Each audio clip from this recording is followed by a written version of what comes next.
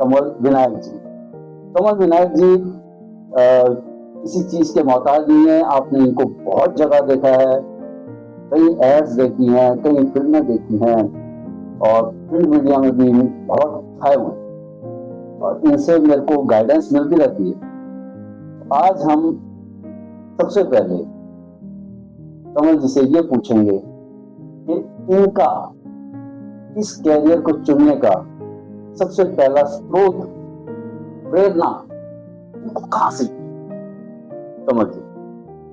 मुझे याद आता है, मैं 10वीं क्लास में था जब पिक्चर आई थी नीलकमल, मनोज कुमार जी की। हाँ, मनोज वैदा जी, राजकुमार जी की तरफ से। पता नहीं क्यों उस वक्त मुझे लगा मुझे भी फिल्मों में आना चाहिए। बस एक विचार दिमाग में आया, खत्म हो गया। उनकी पढ़ाई खत्म हुई, आगे की पढ़ाई शुरू की, ग्रेजुएशन। तो ये मन में था कहीं ना कहीं कि मुझे कुछ करना है। जैसे जैसे बड़ा होता गया फिर बिजनेस शुरू किया, शादी हुई, बच्चे हो गए, परिवार की तरफ भी जिम्मेदारियां थी। तो बच्चों की शादी हो गई, फिर मुझे लगा कि अब मैं थोड़ा सा फ्री हो गया हूँ, तो अब मुझे इस लाइन में आना चाहिए पूरी तरह से। मुझे रात को नींद नहीं आती थी, एक समय वो आ गया था कि मुझे रात को नींद नहीं आती थी और बस ऐसे मैं डायलॉग बोलता रहता था और उसी में हो जाता था। ये सिलसिला चलता रहा।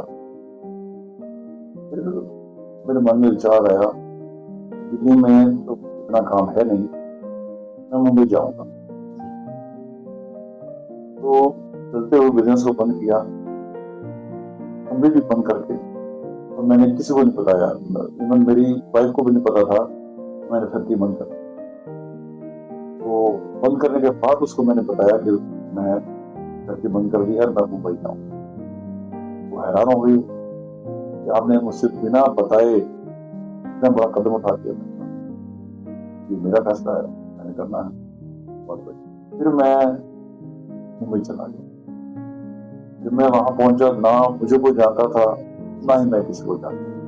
सामान उठाए पहुंच गया, मतलब पूरा रिस्क लिया आपने। मुझे पता है कि ये कोई रिस्क नहीं था, मेरा जुनून था। ये जुनून है, मेरा जुनून था, मेरा पैशन था।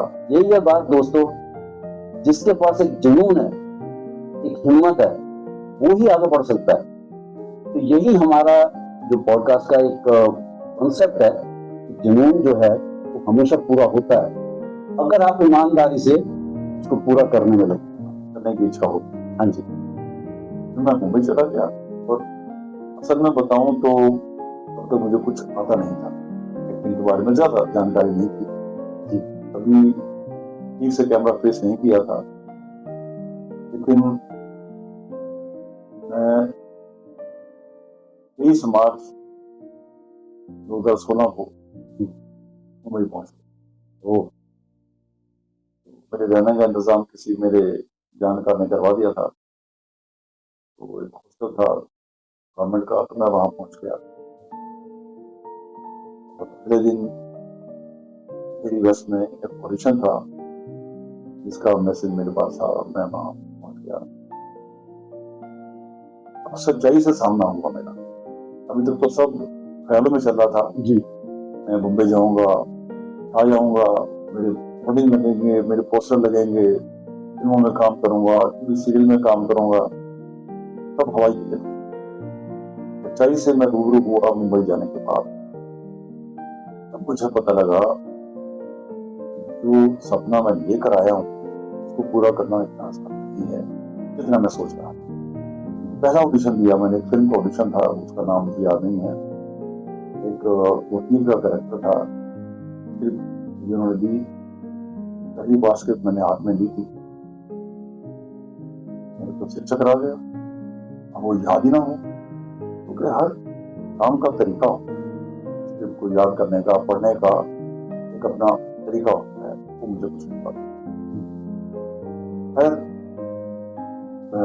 काफी देर बैठा रहा, उसको याद करने की कोशिश करता रहा, लेकिन याद नहीं हुआ। मैंने चुपचाप स्क्रिप्ट मोड़ी जेब में रखी और मैं अपने घर वापस। यही बात हो गई तो बहुत पुराना एक गाना हुआ करता था, बहुत कठिन है डगर पर। हाँ वाकई में लोग कहते हैं कि मुंबई जाऊंगा जी वो बस ऐसे चल पड़ते हैं। जी मैं तो खैर देखो बिना किसी तैयारी के, हाँ लेकिन जुनून था, जरूर मुझे ये जरूर था। अब उससे पहले एक और आपको बात बताऊं, जी घर में वाइफ के साथ कभी ऐसे टीवी देख रहे हैं, सीरियल आते थे, मैं उसको कहता था कोई एक दिन वो आएगा तू मुझे देखेगी इस टीवी में सीरियल। कहते थे हाँ बड़े देखें बातें। मैंने कोई बात। बिल्कुल तो लकीली छठे दिन मुझे एक फोन आया कोऑर्डिनेटर का, सर एक शो है उसमें डॉक्टर का कैरेक्टर है, अच्छा करोगे? मैं तो इतना खुश हुआ, मैंने कहा भाई कुछ नहीं पूछ क्यों रहा है, मैं अभी आता हूँ, मैं पहले ही सर अभी कल का है, मैं आपको बताता हूँ। तो देर बाद उसका इंफॉर्मेशन का आ गया कि आप टॉप हो गए। कल अंधेरी में सीरियल था सुहानी सी लड़की, छत पे पहुंच गया, 4 लाइनें थी डॉक्टर की, मैंने स्क्रिप्ट दी और पढ़ने बैठ गया। और वो सिर्फ 4 लाइनें, कहने को 4 लाइनें कुछ भी नहीं होती याद करने के लिए, लेकिन वो दिमाग के ऊपर प्रेशर था। तो आप पहली दफा कैमरा फेस कर रहे थे वहां पे? करना था अभी तो उससे अच्छा पहले ही बात बता रहा हूँ, आपको अभी बिल्कुल कुछ पता नहीं था? प्रोफेशनली पहली बार जी क्योंकि मैं प्रिंट में किया, कभी छोटा छोटा कोई काम किया तो वो एक अलग चीज थी, लेकिन इतने बड़े scale pay feature film serial में, सीरियल अच्छा सीरियल सुहानी सीरियल पहुंच गया मैं। स्क्रिप्ट याद ना हो, 2-3 लाइनें याद हो, भूल जाओ याद हो, ऐसे करते करते लंच ब्रेक हो गया।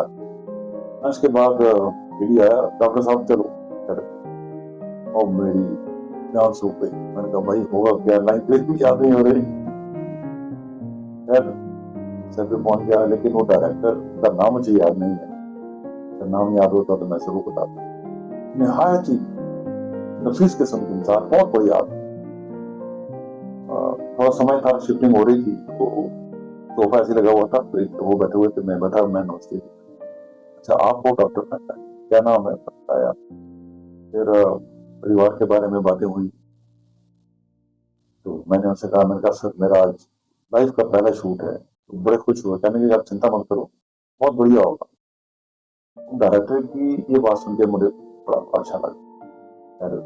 सर वो मास्टर था, कहने लगे मास्टर टेक होगा। अच्छा जी, कुछ नहीं पता मास्टर क्या होता है और जिला क्या होता है। जी मास्टर हो गया,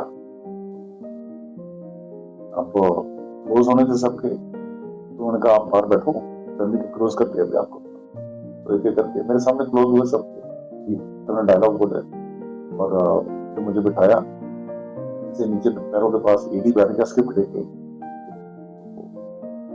कहना हाँ डॉक्टर साहब एक्शन। मैं बैठा था, उन्होंने डायलॉग बोल, मैंने कहा पहले बोल दिए थे।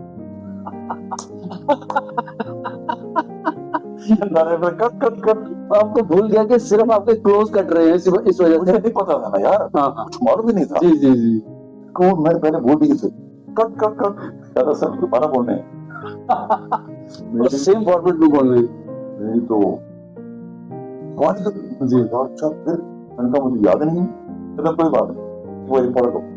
अब आप यकीन करो वो लाइनें में पढ़ रहा हूँ, लेकिन मुझे नहीं पता मैं क्या पढ़, कुछ नहीं, बिल्कुल घबराहट, यार ये तो एक लाइन भी याद नहीं है, कैसे होता। तो खैर कहने का कोई नहीं, आप जहाँ भूल जाओगे मैं बता दूंगा। फिर हुआ रोज लगा मैं हो गए।